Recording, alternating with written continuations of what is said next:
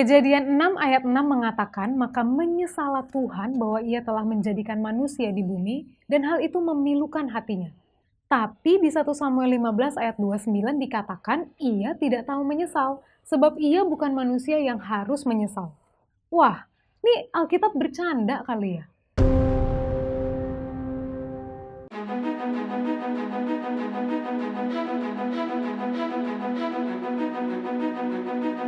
Menurut KBBI, menyesal artinya perasaan tidak senang karena telah berbuat kurang baik. Nah, kalau menurut Merriam-Webster, regret artinya sorrow aroused by circumstances beyond one's control or power to repair. Kalau pakai definisi KBBI, gak mungkin lah ya Allah berbuat kurang baik. Masa sih Allah bikin kesalahan? Alkitab kan bilang segala yang dijadikan Allah sungguh amat baik. Nah, kalau pakai definisi Merriam-Webster, juga aneh. Bukannya Allah itu maha kuasa dan berdaulat di atas segala sesuatu.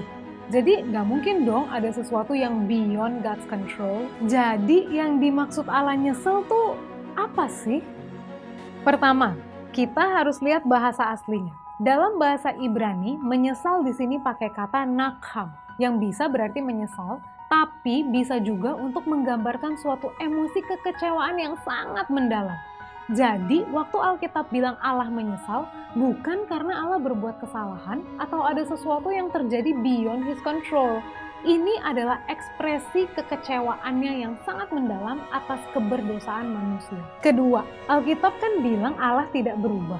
Nah, justru karena Allah tidak berubah, maka Dia menyesal atau merasakan sakit yang dalam melihat perubahan manusia.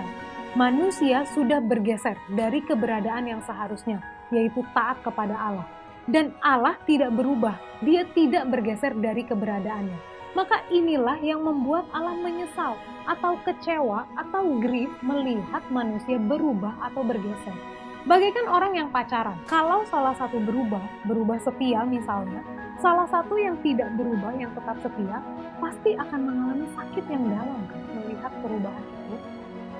Jadi Allah kita itu bukan Allah yang emotionless, Dia bisa tergerak. Jika Allah tidak bisa tergerak, Dia nggak mungkin berbelas kasihan kepada kita manusia berdosa. Maka setiap kali Allah menyatakan emosinya, kita perlu introspeksi diri. Kira-kira kita udah benar belum ya menjalani hidup yang Tuhan berikan? Atau jangan-jangan Allah melihat hidup kita dan Dia menyesal?